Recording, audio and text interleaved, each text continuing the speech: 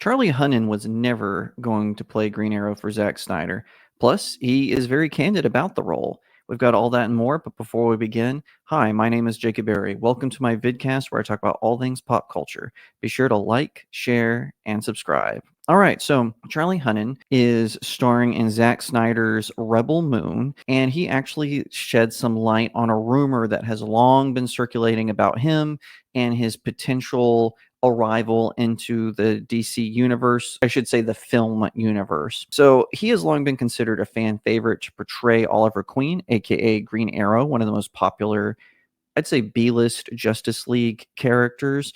He's been featured in Justice League Unlimited and has appeared in a variety of films, comic books. He has a very central role in several story arcs, and one of my favorite appearances by him is his secondary appearance in Batman Universe. And like I said, because he resembles the comic book look of Oliver Queen so much, Charlie Hunnam was considered for the role at one time. He has confirmed this. However, he also confirmed he was not approached to portray the character in Zack Snyder's Justice League. And if he had, I wouldn't blame him if he had said no, although he said yes to Rebel Moon. So, there's no accounting for taste. This is his quote, according to Superhero Hype.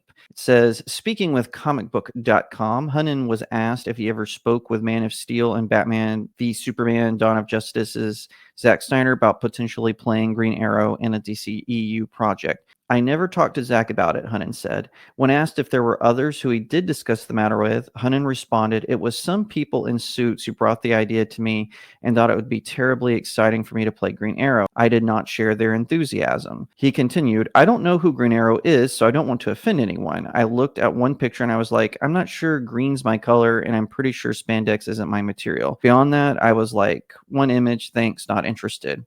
Good for him. A lot of these actors, that would have just taken the paycheck, they would have portrayed the role terribly, and then when fans were like, whoa, what'd you do with this? We don't know what you're doing, who you are, why are you acting like this way in this particular character? Charlie Hunnam, it was honest, and he told them, I don't know who this is.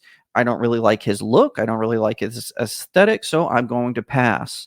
Good for him. That is more honest than most people would be when taking on a role like this. I think that Charlie Hunnam, despite him not liking Green Arrow, I think that he made the right call here, because we have seen time and time again actors take roles and they don't bother to do a modicum of research. Now, obviously, an actor or an actress, if they're approached for a role they don't know anything about, they can study. Heath Ledger famously did this for the Joker, right? He had a passing familiarity with the role, obviously, because he had seen Jack Nicholson portray Joker in Batman. But he decided, hey, I'm going to be proactive. I'm going to read a lot of graphic novels that feature the Joker, and I'm going to study up for it. Charlie Hunnam didn't do that. And you know what? He didn't think the paycheck was worth it. Okay. Good for him. I think that, it's better for him to take a pass and to be in a movie he would really want to be. I really enjoyed him in The Gentleman, for instance, but I would much rather see him portray the character actively and accurately than him to take on some new woke persona where the writer is just self-inserting their cousin who's a member of the LGBTQ community or whatever. So good for him. Good for him for passing on the role when he didn't think he was right for it.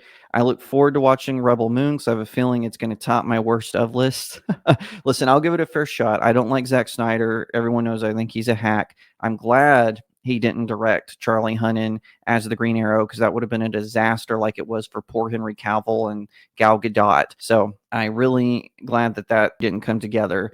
But, like he said, he wasn't really approached for that particular movie. So I really hope that after Rebel Moon, he'll be able to get a better role with a better director and also continue to flourish in his career, because he is a very talented actor. I've been watching him since Sons of Anarchy, and he just owns every role he grabs a hold of. So I look forward to seeing him in many more films, and I hope he gets a chance to really stretch his acting chops. And who knows, maybe one day he'll change his mind. He'll play Green Arrow, he'll read a bunch of the graphic novels, and he'll do an awesome job. If that's not the case, good for him for having enough integrity to say, you know what, I don't know enough about this role. I'm going to take a pass.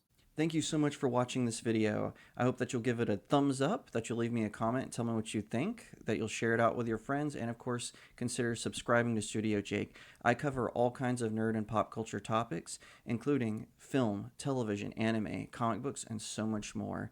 I hope that you'll also head over to my main website, StudioJakeMedia.com, where I have even more news, views, and commentary. Also, if you'd like to support the channel, head over to my locals page. That's studiojakemedia.locals.com. It's the best way to support me. I'm trying to build a little community there. I have exclusive reviews and articles, so definitely head over there and check it out. And I'll see you next time right here on Studio Jake.